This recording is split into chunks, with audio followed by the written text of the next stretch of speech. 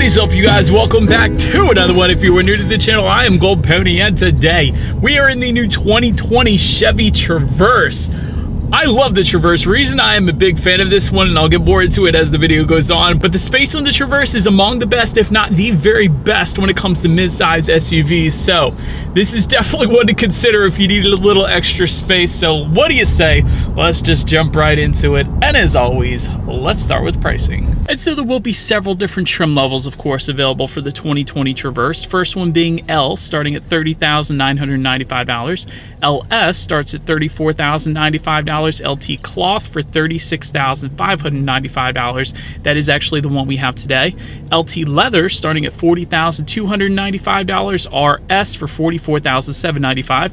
Premier starting at $46,995. And lastly, the High Country, which will start at $52,095. And of course, with all that being said, that was pricing all for the front wheel drive setup. If you wanted to add all wheel drive, you can for every trim level but the L trim level, but for all other trims, simply add $2,300 to any of those prices. Now, but so then to simplify things a little bit, regardless of trim level, power plant is actually going to be the same this year for the 2020 Traverse, whereas last year you did have a couple different engine setups available. For this year, standard across the board will be a 3.6 liter naturally aspirated V6, putting out 310 horsepower at 6,800 RPM, 266 pound-feet of torque available at 2,800 RPM, power sent, of course, to front wheels or all wheels through a 9-speed automatic, giving you MPG numbers 21 in the city, 27 on the highway for the front wheel drive, 20 city, 25 highway for the all-wheel drive. And I did want to also mention there is an auto start stop system that comes standard as well, meaning when you're stopped at a stop sign or a red light, as I just was, the Traverse will automatically shut off, helping you save a little bit extra MPGs there as well. So that's always nice. But so overall, in case you were curious, 0 to 60 time comes in at 6.5 seconds for the 2020 Traverse, with a top speed of 130 miles per hour if you really wanted to push this family SUV. But so now, having said that, what do you guys say? Let's do a quick little acceleration in the Traverse and see how quickly we can get this one up to speed.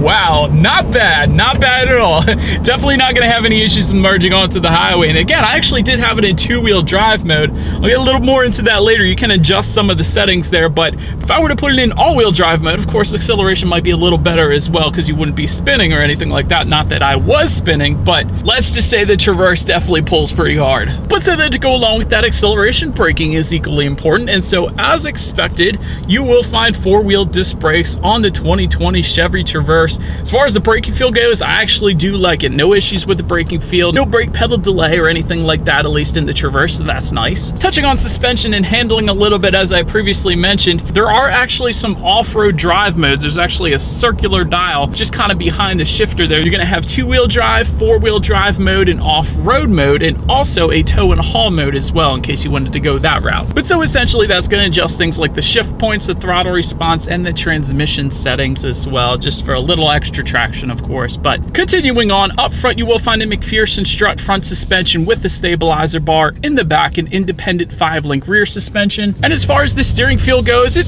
feels as expected, no issues there. It's definitely not the heaviest steering feel, but it's not the lightest either, so I kind of do like it. It's a happy medium, I guess you could say, for the Traverse. Ride quality is definitely nice as well. Absolutely no issues there. Not too much cabin noise coming in either, so no issues with extra wind noise coming in for me at least, so that's also good. And touching on rear visibility, honestly, for as large of an SUV as this is, I really don't have any issues.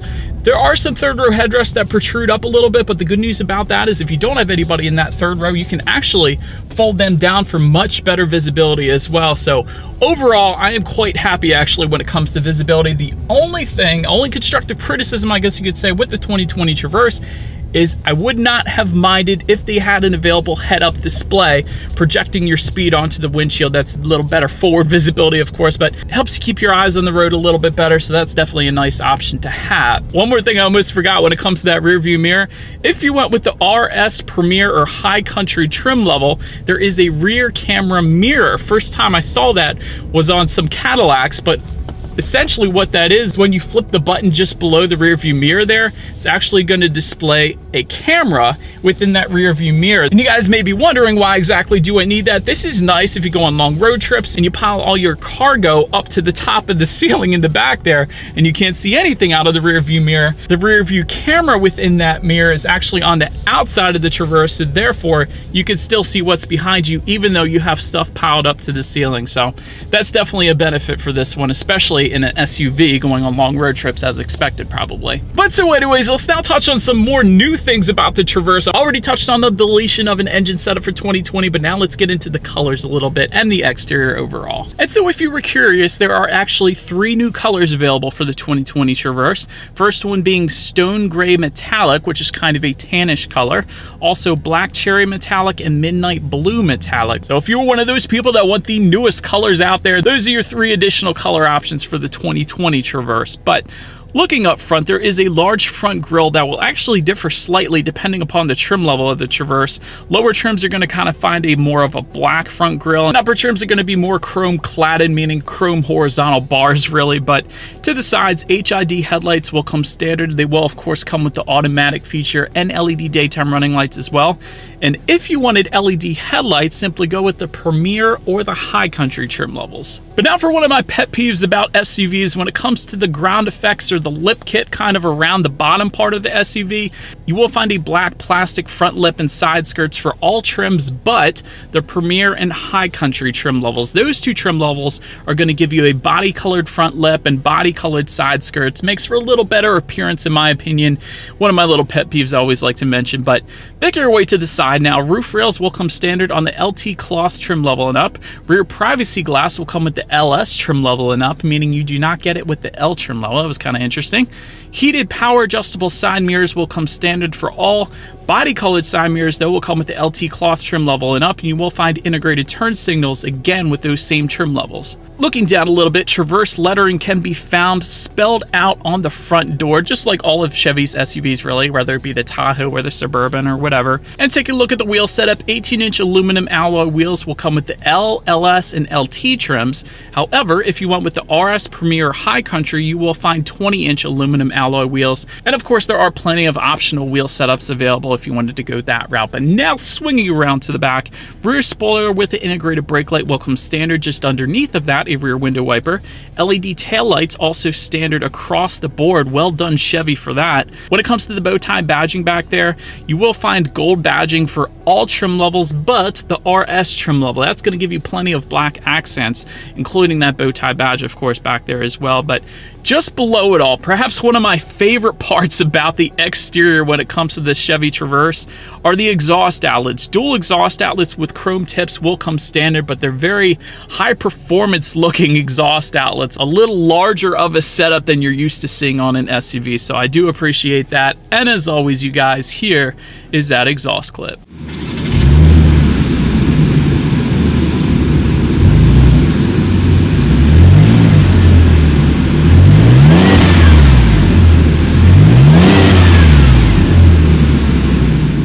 And so, but now since we are around back to open that rear hatch, you can simply just lift up underneath or simply use the key fob, and that is going to open up for you. And to close it, there's actually one button on that rear lift gate. Simply press that and walk away. So quite convenient there.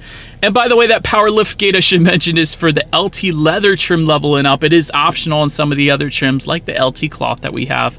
Hands-free liftgate is going to come with the Premier and High Country trim levels. But once opened up, behind that third row comes in an impressive 23 cubic feet. I say impressive because comparatively speaking, the 2020 Explorer that just released, 18.2 cubic feet behind that third row.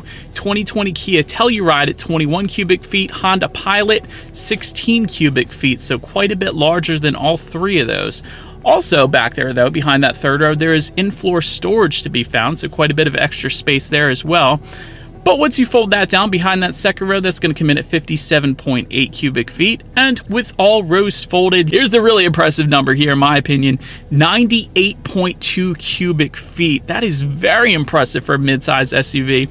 Again, comparison's sake, 2020 Explorer comes in at 87.8, Telluride comes in at an even 87 cubic feet, 2019 Pilot comes in at 83.9 cubic feet. So beats all of them once again. So that is what I first mentioned when we started this video, the 2020 Chevy Traverse, and I guess the other Traverses as well. There's definitely quite a bit of cargo space available in this one. That's my point here. But as you guys can see, I had plenty of room to roll around and sleep in the back even if I wanted to, so that was pretty cool. But making our way to the rear legroom, that third row is going to come in at 33.5 inches. So for reference, I'm an even 6 feet tall. This is how much space I have back there. Also, plus side to the Traverse is there are 3 seats in the third row. So some 3-row SUVs have 2, so I did want to mention that as well. Also, when I was sitting in that third row, I did find USB charging ports, even for the third row passengers. That's pretty cool, along with some cup holders as expected. Then making our way to the second row, 38.4 inches of rear legroom, again 6 feet tall. This is how much space I had. Also wanted to mention though, if you wanted to go with that bench second row as opposed to the captain's chairs that you're looking at right now, the 8-passenger setup is going to come with the L and LS trim levels. The captain's chairs is going to be optional for those, so well, we do happen to have them, so that's kind of cool. But heated rear seats are going to come with the Premier and High Country trim levels. And perhaps when it comes to some room for improvement as far as the rear seat passengers go, is I wouldn't have minded seeing some optional rear sunshades as far as the side windows go, so that'd be kind of cool to keep the sun off the newborns' faces when they're in the second row. So, but anywho, if you were curious, the rear ventilation is actually located on the roof so that all 3 rows stay comfortable. But then making our way to the front seats, cloth seating will come with the L, LS, and of course the LT cloth trim level as expected. Leather seating is going to come on all other trim levels basically. Power adjustable front seats, LT cloth trim level and up. Heated front seats come with the RS, LT leather and up. Heated and ventilated front seats come with the Premier and High Country trim levels, and again with those two you will find memory settings as well. Then take a look at the steering wheel. It is tilt and telescoping, and it will come heated for the RS, Premier, and High Country trim levels, and leather wrapped actually for the LT cloth trim level. You kind of would have expected to find a urethane steering wheel with the LT cloth, but I'm kind of pleasantly surprised that they made that leather wrap, so that's pretty cool. But when it comes to the startup, let me first start by showing you guys the key here. You do have your Chevy logo on the one side, and when you flip it over, lock, unlock, the button to pop the rear hatch, of course, and that circular button in the middle, that is actually your remote start, which is going to come standard on the RS, LT leather, Premier, and High Country, optional on some of the other trim levels like the LT cloth, for instance. But once started up, when it comes to that gauge setup, tachometer is on your left, speedometer is on your right. There is a small digital display front and center there to control what is on that digital display. There are steering wheel mounted controls on the right side there, so quite a bit of stuff you can scroll through actually. When you need your next oil change, there's a digital speedometer. Of course, your trip information, tire pressure information, average fuel economy, and a bunch of other stuff as well. But touching on overall interior quality, as I previously mentioned, tri-zone climate control comes standard for all trim levels, and again, the ventilation is on the roof. Universal home remote garage door openers essentially come with the RS, LT leather, Premier, and High Country. It's optional for some of the other trims like the LT cloth we have today. Wireless phone charger comes with the Premier and High Country trim levels.